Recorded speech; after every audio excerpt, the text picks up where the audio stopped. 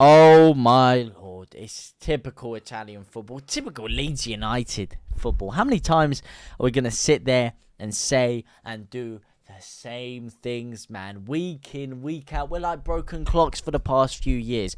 Oh, we're playing well. Oh, we're dominating the game. Oh, we're doing absolutely everything right. Running the show. Chance after chance after chance after chance.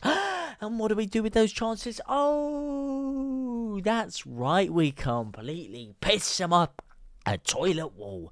Completely take no advantage to our domination, our spells of good pressure, our spells of chance creation. Take no advantage of any of that. Completely waste all of it. And what do? Oh, one or two stupid counterattacks, one stupid lapse of concentration. And look, this is why after the first half, everyone's like, oh, what a great first half. What a great game we're having. This is a good first half. It is a good first half. It's not a great first half. It is a good first half. Okay? Because it doesn't matter what we do. It doesn't matter how we do it. If we don't take our chances, we will always get punished. Because there will always be one stupid moment of absolute skid mark defending in there. Absolute skid mark defending. There will always be at least one moment of that. It doesn't matter how long we hold out for, how long it takes for that to happen. It will happen at some point. It's only a matter of time. And it's happened again today. All that work, all that pressure, all that good momentum. And Somerville missing 2, 3 big opportunities. Harrison in key moments using his left foot. He should have used his right foot. Could have had a couple of good chances himself. Gnonto not really getting himself on the end of opportunities. The amount of times the ball was bouncing in and around the 18-yard box. It was like a game of pinball in there. And we're still not scoring. We're still not putting the ball in the back of the net. We couldn't finish in a brothel. Honestly, man, it's ridiculous. The amount of times that we sit here and we say the same things, rinse and repeat and rinse and repeat. But nothing changes, man. And look, we are in a dangerous position now because we don't have a manager. We're 1 point off the relegation zone.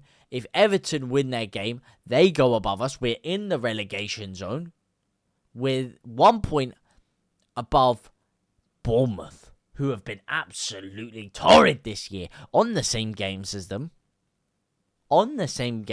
Now. We are dusted right now, and we don't have a manager. Nobody wants to come to us. Everyone's turning us down. And I heard people saying, oh, we shouldn't have sacked Jesse Marsch, and kind of changing the tune a little bit on it because of what's happened today. And whilst I think it was a terrible time to sack him, I stand by that. Do I stand by that it should have happened? Probably due to results and performances. He had to go. But should it have been a lot earlier? Should we have lined someone else up after? Yes, we should. But, nonetheless, you cannot physically blame what happened today on any manager at all. Skubala and his game plan and his team's game plan worked perfectly. From minute 1 to minute 80, we were by far the better team. More impressive. Midfield, running the show. Adams and McKennie, absolute pitbulls in there. Fred, who got man of the match inexplicably. Couldn't get a sniff off their man in there. Gnonto, yeah, it wasn't his most effective game, but he was causing trouble down that left-hand side. Sourceville, oh my God.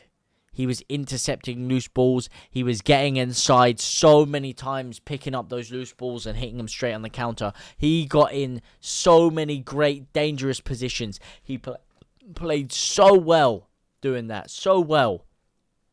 Except that final finish. He missed so many chances in there. He did all the hard work. Ayling, again, phenomenal until that final 10 minutes. Until we conceded. And he made that one mistake. Lunging in for their second goal. Koch defended well. Arguably the best centre-half of the two. I don't think Wöber was that phenomenal today. Wöber was a little bit mistake-prone today. It wasn't quite the same Wöber we saw against Man United. But one mistake again from Koch. For the cross. Allows them through. Firpo. Phenomenal.